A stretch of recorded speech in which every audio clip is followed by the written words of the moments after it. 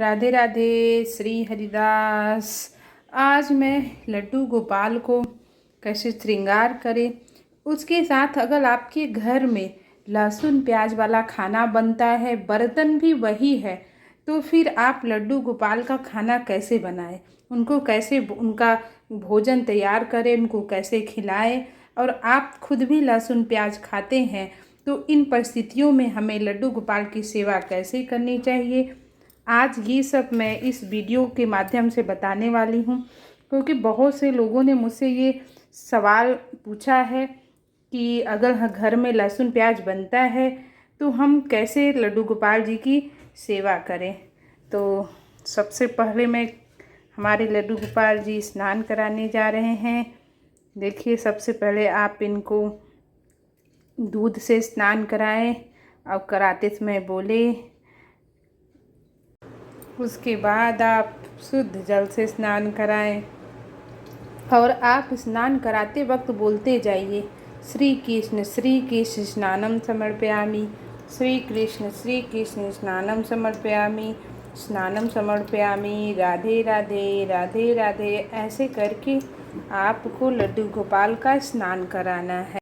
तो अब हमारे लड्डू गोपाल जी स्नान कर चुके हैं। अब इनको मैं साफ वस्त्र से इनको पोंछूंगी और उसके बाद मैं इनका श्रृंगार करूंगी। तो आज की जो टॉपिक है कि यदि हमारे घर में लहसुन प्याज बनता है, क्योंकि होता क्या है ना कि अगर हम शुरू से लहसुन प्याज खाते आ रहे हैं और फिर हम अचानक घर में अपने लड्डू गोपाल जी को ले आते हैं, फिर हमारा मन करता है कि अब क्या करें, क्योंकि बर्तन भी हमारा वही होता है और उसी बर्तन में कैसे लड्डू गोपाल जी का मैं खाना तैयार करें। मतलब ये मन में हमारे हजारों ये क्वेश्चन होते हैं, सवाल होते हैं, जो कि हम समझ नहीं पाते हैं कि हम क्या करें। तो आज मैं आपको बताने वाली हूँ कि देखिए, होता क्या है कि आपके घर में लहसुन प्याज वाला खाना बन रहा है, तो देखिए बर्तन तो वही रहेगा, क्योंकि आप बर्तन कितना अलग करेंगी, बर्तन नहीं अलग हो सकता है। आप बस इतना कर सकती हैं, क्योंकि आप ये सोचिए, आपके घर में बच्चे भी हैं और पति हैं, माँ बाप हैं, तो ऐसे में क्या होता है कि सारा बर्तन वही रहता है। हाँ, यदि अगर घर में नॉनवेज बनता है तो नॉनवेज वाला जो बर्तन है उसमें तो आप लड्डू गोपाल जी का बिल्कुल नहीं खाना बना सकते हैं। लेकिन अगर लहसुन प्याज बनता है तो लहसुन प्याज में आप इतना मतलब क्या कर सकती, क्योंकि देखिए आप उनका सारा बर्तन अलग करके अलग से टाइम आप नहीं निकाल पाएंगी।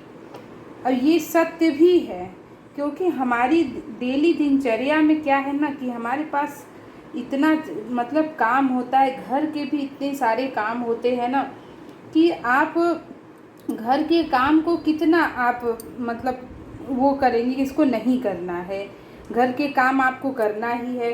अब आप अगर खुद का खाना बना रही हैं, उसके बाद आप क्या करेंगी, फिर आप सोचेंगी कि मैं लड्डू गोपाल का अलग से खाना बनाऊं, फिर क्या कहते हैं कि बर्तन भी उनका अलग करूं, तो देखिए नहीं हो सकता है।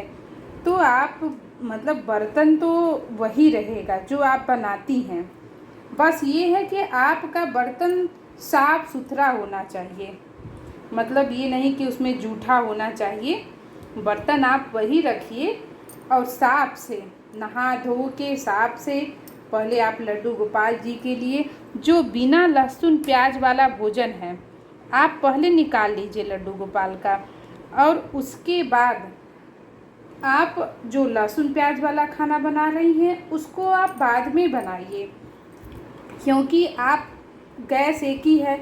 अब एक तरफ आपने लहसुन प्याज वाला छौंक दिया सब्जी, अब उसी में आप लड्डू गोपाल का भी बना रही हैं, तो ऐसे कहीं ना कहीं कुछ न कुछ छींटा पड़ ही जाता है।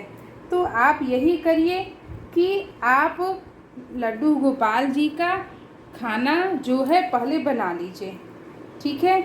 पहले लड्डू गोपाल जी के भोजन तैयार कर लीजिए और उसके बाद आप उन्हें भोजन को अर्पित करिए। फिर आप लहसुन प्याज वाला खाना बना सकती हैं। कोशिश आप पूरा करिए कि आप क्या कहते हैं जल्दी से आप भोजन बना लें। अब बनाने के बाद आप तुरंत लड्डू गोपाल को ले आइए और खिला दीजिए। तब आप लहसुन प्याज वाला भोजन को मतलब छुएं। अगर आपकी पूरी कोशिश तो देखिए आप यही करिए, बहुत ही नहीं हो पाता है तभी आप मतलब उसको छूइए। पूरी कोशिश आप यही करिए कि सुबह सुबह उठिए, पूजा कर लीजिए जैसे आप डेली लड्डू गोपाल जी का पूजा करती हैं। और पूजा करने के बाद आप क्या कहते हैं कि जैसे डेली दिनचर्या में उनको क्या कहते हैं फल हो गया, दूध हो गया और मिश्री का भोग जैसे आप लगाती हैं, वैसे ही आप लड्डू गोपाल जी को इन सब चीज़ों का भोग लगाएं। क्योंकि पहला जो मॉर्निंग का जो भोग होता है तो वो यही होता है जो हम लगाते हैं। तो आप यही इन्हीं चीज़ों का भोग लगाइए लड्डू गोपाल जी को और उनसे आप प्रार्थना करिए कि हे प्रभु, मैंने आपको जो भी भोग अर्पित किया है आप उसको स्वीकार करें। तो इस तरीके से आपको प्रार्थना करनी है अपने लड्डू गोपाल जी से। और तो देखिए हमारे लड्डू गोपाल जी श्रृंगार करके सज धज के तैयार हो चुके हैं और अब मैं इनको इत्र सेवा देने वाली हूँ। ये देखिए जैसे ही लड्डू गोपाल जी तैयार हो जाए आप उनको इत्र सेवा दीजिए इस तरीके से। फिर आप उनको शीशा दिखाइए और शीशा दिखा के आप उनसे बोलिए कि हे प्रभु, मैंने आपको जैसे तैयार किया है आप देखिए आप कैसे लग रहे हैं। इस तरीके से आपको उनसे प्रार्थना करनी है। और अब लड्डू गोपाल जी को मैं भोग लगाने वाली हूँ। ये देखिए सुबह लड्डू गोपाल जी का जो भोग मैं लगाती हूँ, ये दूध है, ये बादाम है, फल है और ये क्या कहते हैं कि ये मिश्री है और ये पानी है। आप सब में तुलसी के पत्ते डाल लीजिए इस तरीके से और प्रभु को अर्पित करिए।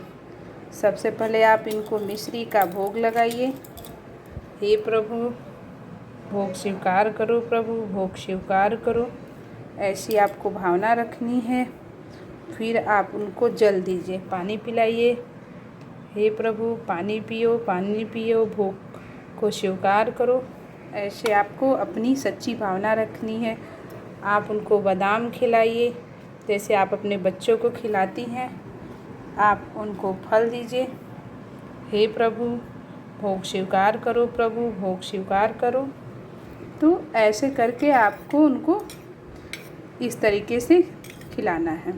तो जैसे मैंने आज आपकी सवालों का जवाब दे दिया, क्योंकि बहुत ज़्यादा कमेंट में पूछा जाता है कि लड्डू गोपाल को हम अगर घर में लहसुन प्याज बनता है तो हम कैसे खिलाएं। तो आज मैंने बता दिया कि देखिए आप डेली दिनचर्या में संभव नहीं है, क्योंकि आपके घर में इतना ज़्यादा काम होता है। मंदिरों में तो देखिए बिना लहसुन प्याज के ही सब कुछ बनता है, वहाँ चल जाता है।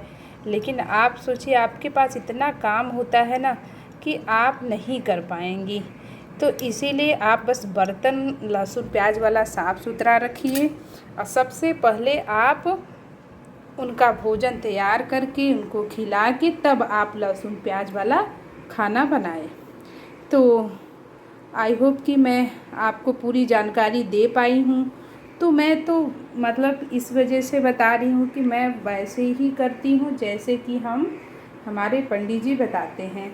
मतलब मैं पंडित के अनुसार ही करती हूँ, क्योंकि मैं नहीं चाहती हूँ कि मुझसे कोई गलती हो और वही चीज़ें मैं आपको बताती हूँ। तो देखिए लल्ला जी कितने प्यारे लग रहे हैं, सज धज के देख रहे हैं कितने सुंदर लग रहे हैं। अब मैं इनके लिए भोग तैयार करूँगी, भोजन तैयार करूँगी। इधर आप दर्शन कर लीजिए हमारे बड़े वाले लड्डू गोपाल जी का, देख रहे हैं ये भी तैयार होकर सज धज के बैठे हुए हैं। तो राधे राधे, श्री हरिदास।